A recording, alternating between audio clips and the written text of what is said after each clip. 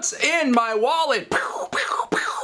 Coming into the third quarter of 2023, and we are going to talk about what credit cards I am going to be carrying for the months of July, August, and September. I've got 9 cards that are going to be in the wallet, and then I've got another 9 cards that are not going to be in the wallet, some of which will still get some use, some of which will not get any use at all. So that is a total of 18 cards that I currently hold. Oftentimes people want to know what cards I actually use because I make all these videos. So every 3 months, I talk about not only what cards I have, but also why the cards might change from quarter to quarter. All right, so here is the stack of 9 cards that I will physically be carrying around in the third quarter. And I'm going to start with the cards that are sort of the big 3 in terms of purchasing categories, at least for me, and I think for a lot of other people: groceries, gas, dining out. First of those is the AAA Daily Advantage Visa, no annual fee card, 5% back on grocery store purchases, and has good rewards in other categories as well. This is really a nice card. I've talked about it in other videos. You do have to go through AAA to get it, but you don't have to be a AAA member, which can be a little confusing, especially since AAA actually offers different credit cards in different parts of the country. So you got to make sure you get to the right place in order to find the Daily Advantage Visa. And I've talked about this in other videos, so you can do that investigation and probably figure it out because I know you're smart. But 5% back on those grocery store purchases. Chase Freedom Flex is going to get a little more love in the third quarter than it has in a while, giving 5% back on gas station purchases, also 5% back on live entertainment, select live entertainment, which includes concerts, amusement parks, and a lot of other stuff as well, but not movie theaters. For those who have talked about this in the past, this is one of the rotating 5% category cards, which means sometimes it gets used more, sometimes it gets used less, but this is going to be my go-to gas card for the third quarter, and maybe we'll do a few purchases in that live entertainment as well. City Custom Cash going to go back to being my restaurant card for the third quarter of 2023. In the second quarter, I believe it was Discover that was offering the 5% on restaurants, so I ended up using that card for restaurants, and this was for gas, I think. But anyway, this has traditionally been the one I've used for restaurants. You get 5% in the category where you spend the most each billing cycle with the City Custom Cash, and there are a list of categories, a bunch of everyday categories. I traditionally try to use this as my restaurant card and don't put purchases that aren't restaurants on this card. So that's how that works. And then I'm jumping the gun a little bit here because we're going to talk still about some other categories where I'm getting enhanced rewards, but the City Double Cash is sort of my catch-all card for anything that isn't going to give me at least 3%, and I kind of show it off right here because it is what I would consider one of the big 4 in terms of the cards that are going to come out of my wallet most often in the third quarter. All right, Target Red Card will be in the wallet whenever I shop at Target. I use this card because it gives me a 5% discount on all of my purchases at Target. Now, you could say to yourself that if Target can give me a 5% discount when I use this credit card, they could just lower all of their prices by 5%, and I would tell you, you are correct, but that's not how the world works. So you have to have this card if you want to get 5% less than the sticker price on everything you buy at Target. The Discover It card is also offering 5% back on gas purchases in the third quarter, which means maybe I would use this for gas, but the other category is digital wallets with this card, which I'm not really great about using, but if I can get 5% back on those purchases through digital wallets, I will try to be better about it in the third quarter. Also, I should mention that Chase Freedom Flex card was gas stations and electric vehicle charging, where you get the 5% in the third quarter. So anyway, you can get the 5% with the Discover It on what? Apple Pay, Samsung Pay, Garmin Pay, and I believe it was Google Pay in stores in the third quarter. So that is where I'm going to try and make the most, or get the most value out of this card in quarter 3. All right, then I've got 3 more cards that will serve as backup cards in the third quarter that I will use if there's an issue with one of the other cards, or if maybe I go beyond the sort of cap on the 5% reward on some cards. So first off, the Chase Sapphire Preferred, 3% back on dining purchases, or 3 Chase Ultimate Rewards points per dollar, depending on how you decide to redeem them. So this will be my dining backup with the City Custom Cash. You do have that $500 cap per billing cycle on getting that 5%.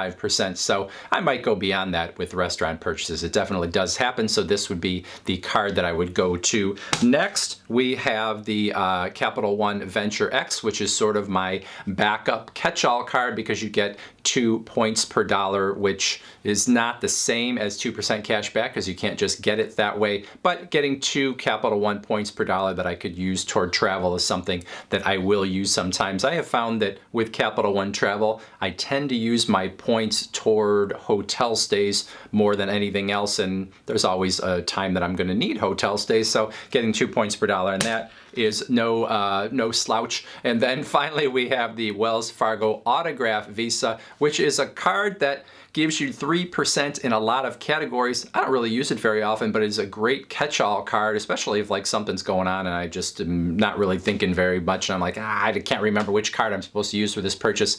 A lot of them are going to fall on here because you get 3% at restaurants, 3% on gas and transit, 3% on travel purchases and other things as well. So this is a great card to have around if for whatever reason I need a card and don't have one, ready to go.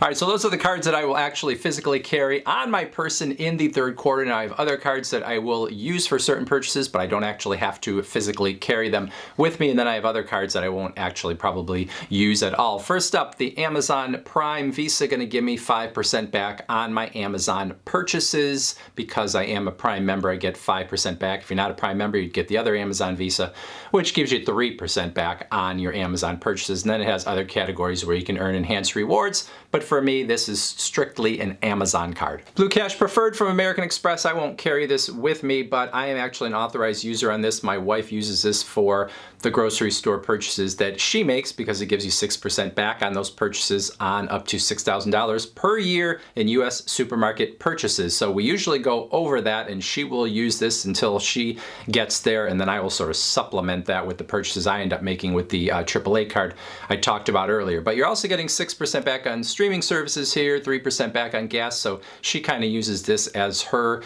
go-to card and she doesn't care about credit cards as much as I do, so getting her to use this one on a regular basis already took some work. So this is not one that I use a lot, but she will. I do have the Apple card, which I never actually use the physical card, but I do have this on my iPhone, and really the only thing I ever use it for is to pay for Apple TV Plus, which I will continue to pay for in the third quarter. So that's the story there. I do have the Amex Platinum, but I probably will not carry this in my wallet in the third quarter unless I do some unexpected travel that I end up putting on this card for whatever reason. Now I do try to take advantage of some of the credits and benefits on this card, including the Uber credit when it makes sense. I'm not a regular Uber user. I use the Saks benefit, just did a video talking about that.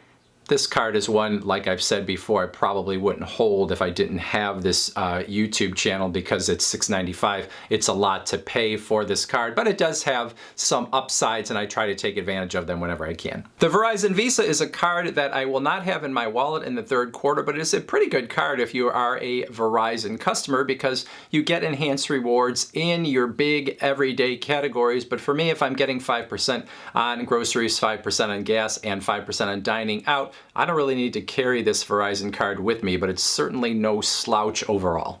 Same thing with the City Premier. This is not a bad card, but it does have a $95 annual fee, and for what it offers, I can get more from the other cards that I've already talked about. So you're getting 3% back in multiple everyday categories on this card. There is a hotel credit that you can potentially use that maybe you could think of as sort of canceling out that annual fee.